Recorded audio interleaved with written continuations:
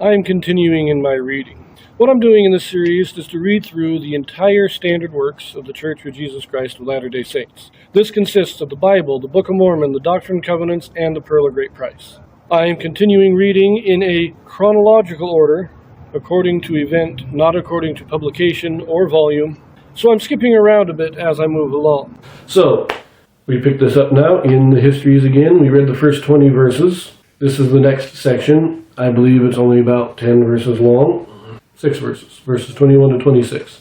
Now, the first section we read was the first vision.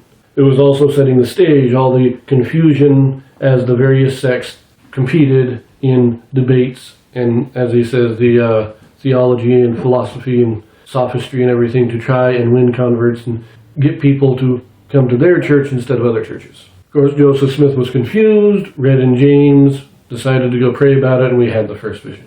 This section that we will read now is the immediate aftermath that follows this first vision. What happens when Joseph Smith talks about it. So now we pick it up in Joseph Smith History, Part 2. This is verses 21 through 26. Some few days after I had this vision, I happened to be in company with one of the Methodist preachers, who was very active in the before-mentioned religious excitement, and conversing with him on the subject of religion, I took occasion to give him an account of the vision which I had had. I was greatly surprised at his behavior. He treated my communication not only lightly, but with great contempt, saying it was all of the devil, that there were no such things as visions or revelations in these days, that all such things had ceased with the apostles, and that there would never be any more of them. I soon found, however, that my telling the story had excited a great deal of prejudice against me among professors of religion, and was the cause of great persecution, which continued to increase. And though I was an obscure boy, only between 14 and 15 years of age, and my circumstances in life such as to make a boy of no consequence in the world, yet men of high standing would take notice sufficient to excite the public mind against me, and create a bitter persecution. And this was common among all the sects, all united to persecute me. It caused me serious reflection then, and often has since, how very strange it was that an obscure boy of a little over 14 years of age, and one, too, who was doomed to the necessity of obtaining a scanty maintenance by his daily labor, should be thought a character of sufficient importance to attract the attention of the great ones of the most popular sects of the day, and in a manner to create in them a spirit of the most bitter persecution and reviling. But strange or not, so it was, and it was often the cause of great sorrow to myself. However, it was nevertheless a fact that I had beheld a vision. I have thought since that I felt much like Paul when he made his defense before King Agrippa, and related the account of the vision he had when he saw a light and heard a voice. But still there were but few who believed him. Some said he was dishonest, others said he was mad, and he was ridiculed and reviled. But all this did not destroy the reality of his vision. He had seen a vision, he knew he had, and all the persecution under the heaven could not make it otherwise. And though they should persecute him unto death, yet he knew, and would know to his latest breath, that he had both seen a light and heard a voice speaking unto him, and all the world could not make him think or believe otherwise. So it was with me. I had actually seen a light, and in the midst of that light I saw two personages, and they did in reality speak to me. And though I was hated and persecuted for saying that I had seen a vision, yet it was true. And while they were persecuting me, reviling me, and speaking all manner of evil against me falsely for so saying, I was led to say in my heart, why persecute me for telling the truth? I have actually seen a vision. And who am I that I can withstand God? Or why does the world think to make me deny what I have actually seen? For I had seen a vision.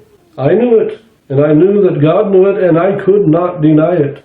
Neither dared I do it. At least I knew that by so doing I would offend God and come under condemnation. I had now got my mind satisfied so far as the sectarian world was concerned, that it was not my duty to join with any of them, but to continue as I was until further directed. I had found the testimony of James to be true, that a man who lacked wisdom might ask of God and obtain and not be upbraided. This is a very brief description of the persecutions that Joseph Smith followed and that Joseph Smith endured. And, as soon as this vision was given, Satan knew that the final restoration was beginning. That is why the persecution started. That is why he stirs up the hearts of men to fight against God.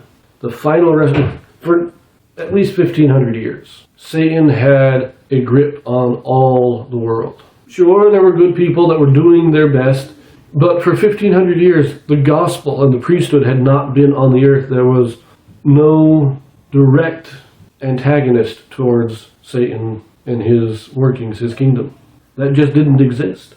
With the first vision, Satan tried to stop that. Just like he did with Moses, when Moses was first learning who he was and what his calling was. We read in the book of Moses that Satan appeared to him and tried to tempt him away. He tried to do the same with Christ. Satan knows when these pivotal moments are, and he tries his best to prevent them. Now, he tried to stop the first vision.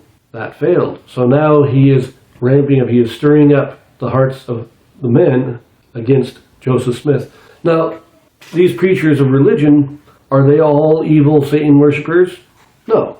But they were men who liked the power that they had in their religion. They liked having that influence. And when Joseph Smith comes along and says, hey, I've had a vision, and God has told me that you're all wrong, that threatens their position. That is why that is why Satan is able to stir them up to persecute Joseph Smith and the saints. The truth, the true church and the true gospel is a threat to the false gospels and the false priesthoods and the false religious leaders, and they will fight against it. So I'm going to leave that here, and we continue in the history. We're going to read part 3, but I'm also going to read some of the Doctrine and Covenants, so I will see you there.